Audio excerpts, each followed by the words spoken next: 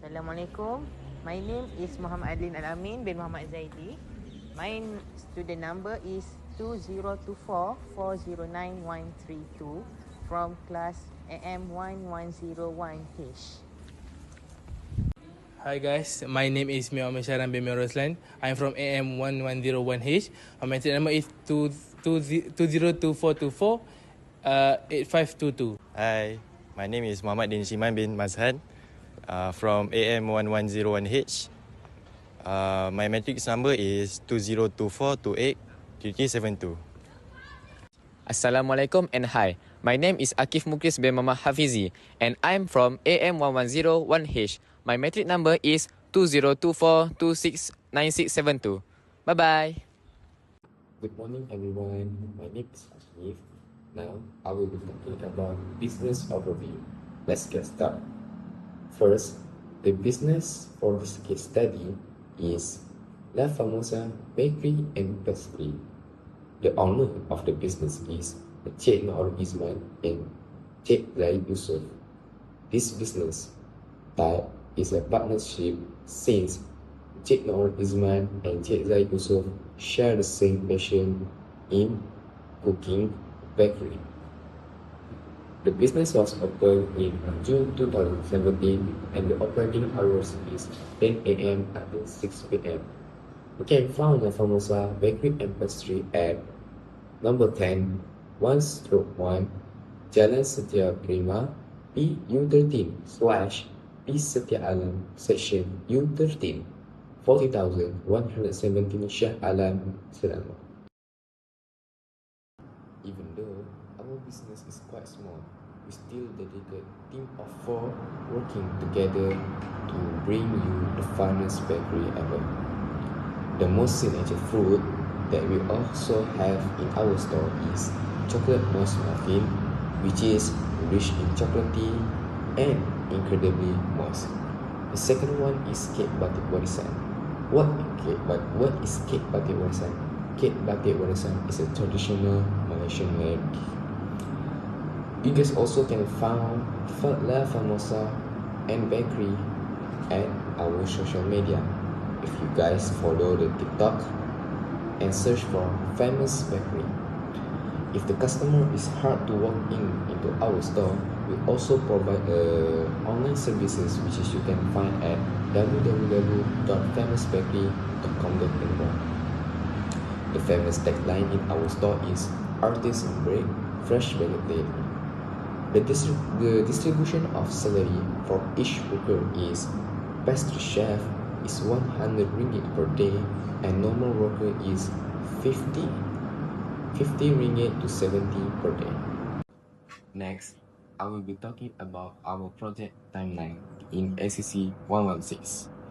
For your information, we already break it in 6 major parts to complete this assignment.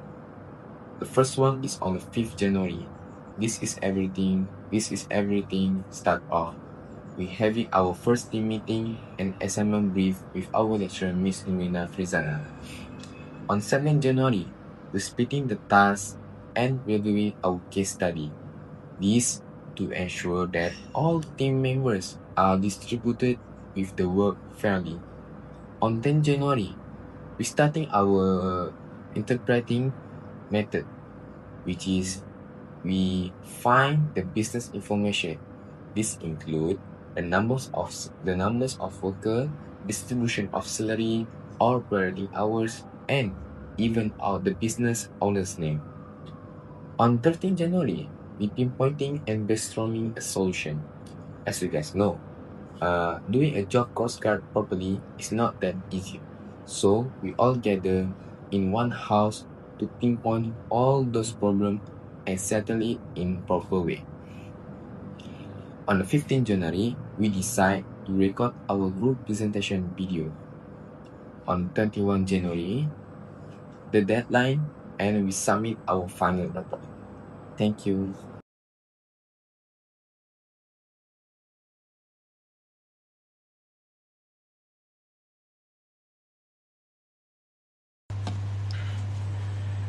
Next is a job costing card for the dessert, which is chocolate mousse muffin. First, the direct material used for this dessert is all-purpose flour, cocoa powder, brown sugar, egg grade A, chocolate chip, and canola oil. Next is the direct labor, which is comprised of a single pastry chef. Lastly is the direct expenses, which is the pepper cup muffin. Therefore, the prime cost for these three is equal to Rm 4,427 ringgit. Next is the production overhead for this dessert. First, the indirect material used for this dessert is salt, baking powder, and essence vanilla. Nevertheless, the indirect labor involved in this dessert is cashier, staff kitchen, and packaging staff. Last but not least is the indirect expenses, which including electricity and water bill. Therefore, the total production cost for these three components is equal to Rm 6,166.90 cents. Thus, the profit per month and selling price per month that the business obtained for this dessert are Rm 5,406 ringgit and 10 cents and Rm 16,200. So next, we are going to the batch cost card for kek batik warisan indulgent. So the first component for batch cost card is direct material. So to make kek batik warisan indulgent, we need butter that is 106 kilograms times weight 23 ringgit 50 cent equals to 2,491 ringgit. Next is cocoa powder, 30 kilo times sweet 29 ringgit equal to 870 ringgit. Mary biscuit, 120 kilo times sweet 12 ringgit 90 cent equal to 1,548 ringgit. Chocolate malt powder, 40 kilo times sweet 80 ringgit 50 cent equals to 740 ringgit. Condensed milk, 80 kilo times sweet 23 ringgit 90 cent equals to 1,912 ringgit. Next, white cream, 80 kilo times sweet 31 ringgit equals to 2,480 ringgit.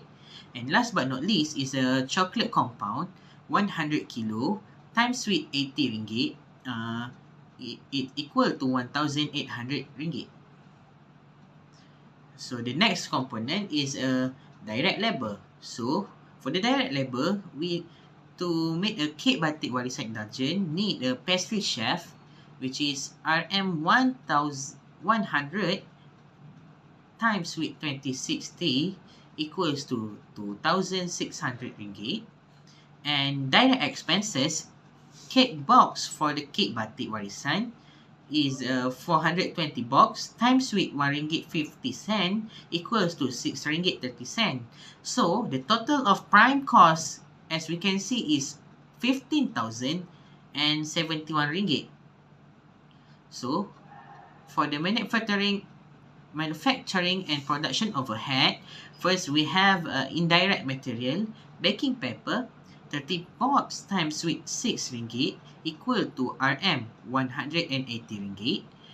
Indirect labor, first we have a cashier, 60 ringgit times with 26 days of work equals to 1,560 ringgit. Staff kitchen, 70 ringgit per day times with 26 days equals to 1,820 ringgit. Last but not least is packaging staff, Rm 50 ringgit per day times with 26 days of work equals to 1,300 ringgit. So for the indirect expense, as we can see, the two main utility, which is electricity, 2,300 kilowatt per hour times with 0.509 cents equal to 1,170 ringgit 70 cent.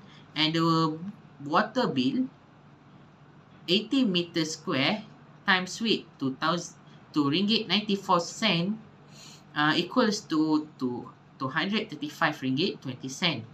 So the total manufacturing or production cost, as we can see, is Rm 6,265 ringgit 90 cent. And the non-manufacturing overhead, as we can see, is administrative cost, which is RM 200 ringgit. And the total cost to make a cake batik warisan indulgence is 21,536 ringgit 90 cent for a month. So the cost per unit is 51 ringgit 29 cent, and the profit is 20%, 28%, sorry. So the total is RM 40 ringgit 41 cent, and the selling price, when we add cost per unit and profit, the selling price is 65 ringgit 70 cent. So profit per month is RM 6,057 ringgit 10 cent, and selling price per month is 27,594 ringgit.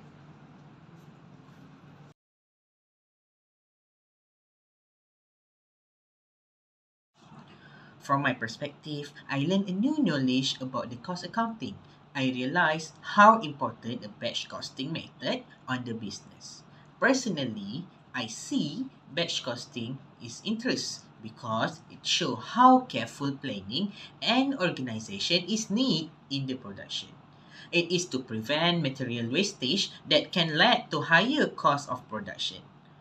Learning this topic through this project improved my awareness of how business set price and control expenses. Overall, it helped me to understand the practical side of cost accounting and how it can be applied on the real life business. In my humble opinion, learning is a part of student life. As a student in public administration field, the understanding of job costing card is important to every business owner. Job costing card provides so much tips on how to manage the business properly. It also provides the way to determine each product within the company, even though it's hard at first. But after doing a lot of research, I started to love this chapter because who knows in the future if I can learn this job costing card in a proper way, I can open my own business. This learning circumstance has taught my deeper knowledge into industry practice. So I really like this topic. Thank you. In this rapidly changing and highly competitive world, the education plays a crucial role in deciding our future. As a student that learning Account 116, which is Introduction to Cost Accounting, I understand that job costing method is a very important to learn toward how business determine their financial and production. Job costing will show you how many profit that you can take for your total costing. I like to see job costing because it shows a transparent work.